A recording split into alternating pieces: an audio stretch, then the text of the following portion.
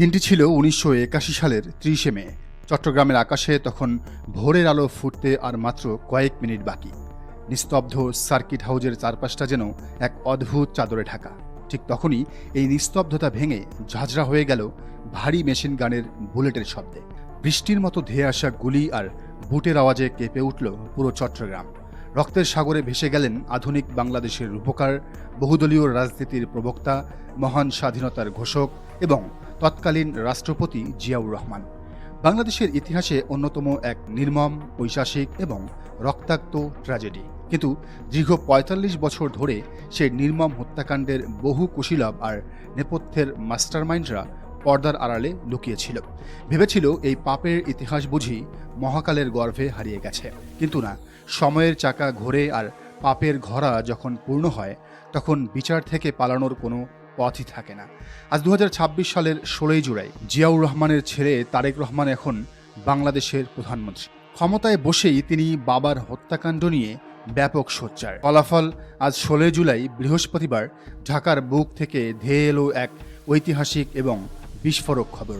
দীর্ঘ ৪৫ বছর ধরে ফেরারি থাকা, আইনের চোখ ফাঁকি দিয়ে পালিয়ে বেড়ানো জিয়াউর রহমানের হত্যাকাণ্ডের অন্যতম দণ্ডপ্রাপ্ত খুনি, সামরিক বাহিনীর চাকরিচ্যুত এবং পলাতক মেজর মোহাম্মদ মোজাফফর হোসেনকে অবশেষে খাঁচায় পড়েছে ঢাকা মহানগর গোয়েন্দা পুলিশ বা ডিবি।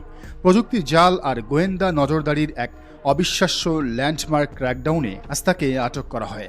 ধূর্ত এই খুনি এতদিন কোন অন্ধকারের সুরঙ্গে লুকিয়েছিল, কিভাবে সে বছরের পর বছর দেশের আইনকে বুড়ো আঙ্গুল দেখালো, সেই ইনসাইড স্টোরি যেমন আজ উন্মোচিত হচ্ছে, ঠিক তেমনি এই মেগা গ্রেফতারির পর অবধারিতভাবে সামনে চলে আসছে ৪৫ বছর আগের সেই রহস্যময় মে মাসের রাজনৈতিক ষড়যন্ত্রের এক একটি লোমহর্ষক অধ্যায়। ডিবি পুলিশ তাকে আটকের পর সমস্ত আইনি এবং আনুষ্ঠানিক প্রক্রিয়া শেষে সরাসরি বাংলাদেশ সেনাবাহিনীর কাছে হস্তান্তর করেছে, যা এই মামলার চূড়ান্ত নিষ্পত্তি এবং কোর্ট মার্শালের রায় কার্যকরের পথকে প্রশস্ত করল।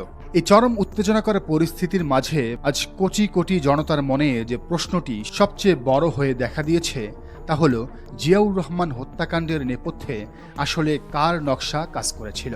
রাজনৈতিক বোদ্ধা এবং তৃণমূলের লাখো ভক্ত আজ স্পষ্ট ভাষায় আঙ্গুল তুলছেন প্রতিবেশী দেশ এবং সদ্য ক্ষমতাচ্যুত স্বৈরাচার শেখ হাসিনার দিকে। একটু পেছনে ফিরে তাকালে ইতিহাসের সেই অবিশ্বাস্য সমীকরণটি মেলাতে সুবিধা হবে। বহুদলীয় গণতন্ত্রের পুনরুদ্ধার এবং দেশের রাজনৈতিক ভারসাম্য ফেরানোর জন্য তৎকালীন রাষ্ট্রপতি জিয়াউর রহমান সম্পূর্ণ উদার মনস্তাত্ত্বিক জায়গা থেকে ভারতে নির্বাসিত শেখ হাসিনাকে দেশে ফেরার অনুমতি দিয়েছিলেন। কিন্তু কথায় আছে, বিষাক্ত সাপের স্বভাব যেমন কোনোদিন বদলায় না, ঠিক তেমনি শেখ হাসিনার ক্ষেত্রেও সেই উদারতার প্রতিদান এসেছিল চরম বিশ্বাসঘাতকতার মাধ্যমে। রাজনৈতিক মহলে তীব্র গুঞ্জন এবং ভূরাজনৈতিক বিশ্লেষণে স্পষ্ট যে শেখ হাসিনা বাংলাদেশে পা রাখার পূর্বেই ওপার বাংলায় বসে তৎকালীন রাষ্ট্রপতি জিয়াউর রহমানকে দুনিয়া থেকে সরিয়ে দেওয়ার এক নিপুণ ও ব্লুপ্রিন্ট ষড়যন্ত্রে জাল বুনেছিল। ১৯৮১ সালের ১৭ই মে শেখ হাসিনা দীর্ঘ প্রবাস জীবন শেষে ভারত থেকে বাংলাদেশের মাটিতে পা রাখেন।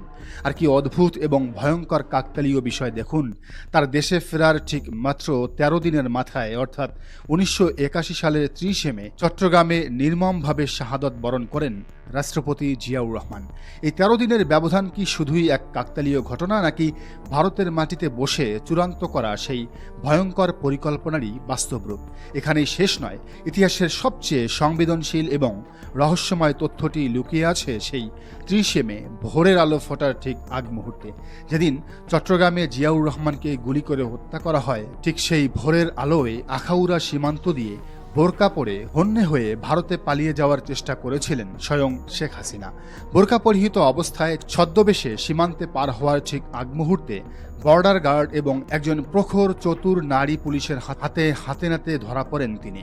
স্বভাবতই আজ ৪৫ বছর পর এসেও সেই স্বাধীন দেশের প্রতিটি নাগরিকের মনে বজ্রে কণ্ঠে প্রশ্ন জাগে, জিয়া হত্যাকাণ্ডের দিন ভোরেই কেন শেখ হাসিনাকে বোরকা পরে নিজের পরিচয় লুকিয়ে আখাউড়া সীমান্ত দিয়ে ভারতের দিকে পালাতে হয়েছিল?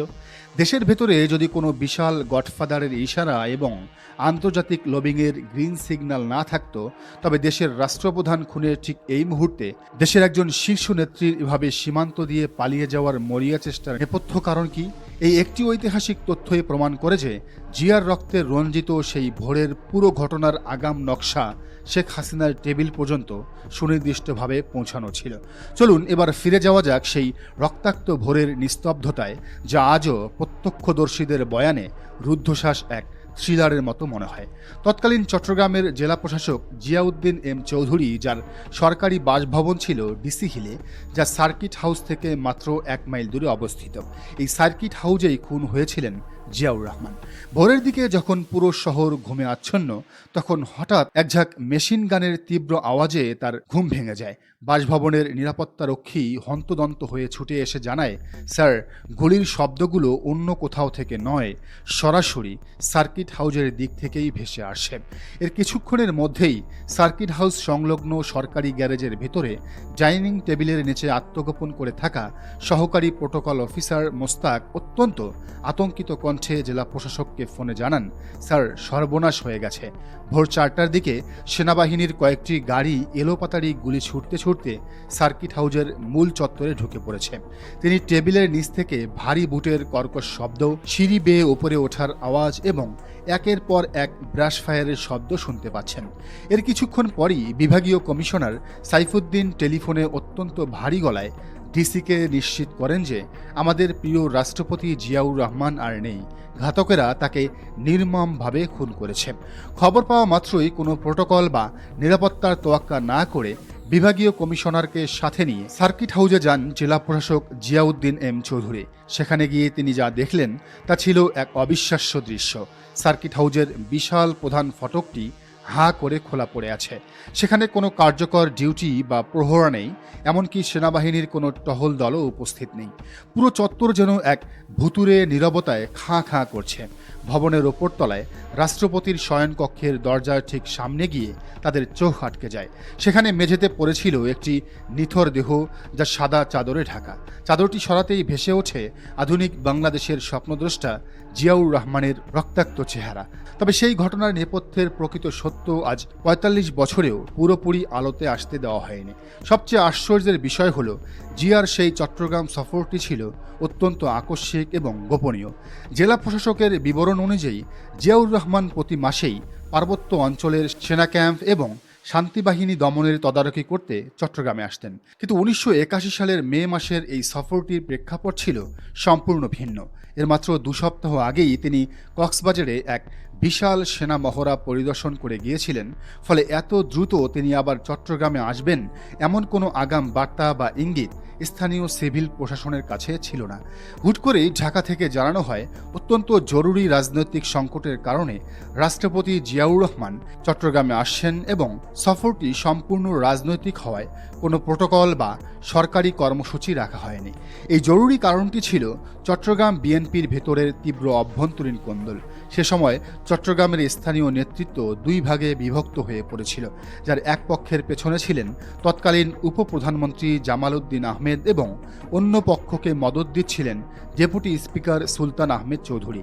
এই একই গ্রুপিং কিন্তু বিএনপির ভিতরে এখন আছে এবং তারেক রহমানকে নিয়ে এজন্যই বারবার শঙ্কা প্রকাশ করছেন কর্নেল অলি আহমেদ। তো এই দুটি গ্রুপের কর্মী সমর্থকদের মারামারি আর রাজপথের সংঘর্ষ এতটাই চরম আকার ধারণ করেছিল যে শহরের আইনশৃঙ্খলা রক্ষা করতে গিয়ে পুলিশ প্রশাসন সম্পূর্ণ নাজেহাল হয়ে পড়েছিল। মূলত এই দলীয় কোন্দল মেটাতে এসেই শহীদ হয়েছিলেন জিয়াউর রহমান। রাষ্ট্রপতির মৃত্যুর পর সবচেয়ে রহস্যময় নাটকটি ঘটেছিল তার মরদেহ নিয়ে। সকাল 8টা থেকে 9টার মধ্যে সেনাবাহিনীর একটি বিশেষ ঘাতক দল সার্কিট হাউজে এসে জিয়াউর রহমান সহ 3 জনের মরদেহ গাড়িতে তুলে নিয়ে রাঙ্গুনিয়ার এক দুর্গম পাহাড়ি এলাকায় গোপনে দাফন করে দেয়, যা পরে উদ্ধার করা হয়। আজ দীর্ঘ ৪৫ বছর পর সেই কুখ্যাত খুনি মেজর মোজাফফরের গ্রেফতার এবং শেখ হাসিনার বোরকা পরে আখাউড়া সীমান্ত দিয়ে পালানোর অকাট্য সংযোগের এই ঐতিহাসিক সত্য উন্মোচন নতুন বাংলাদেশের বুকে আইনের শাসন এবং ইনসাফ কায়েমের এক এক নতুন দিগন্ত উন্মোচিত করল। দর্শক, পুরো বিষয়টিকে আপনি কিভাবে দেখছেন জানার মন্তব্যের ঘরে। আর এই চ্যানেলে নতুন হলে অবশ্যই সাবস্ক্রাইব করুন এবং বেল আইকনটি বাজিয়ে রাখুন।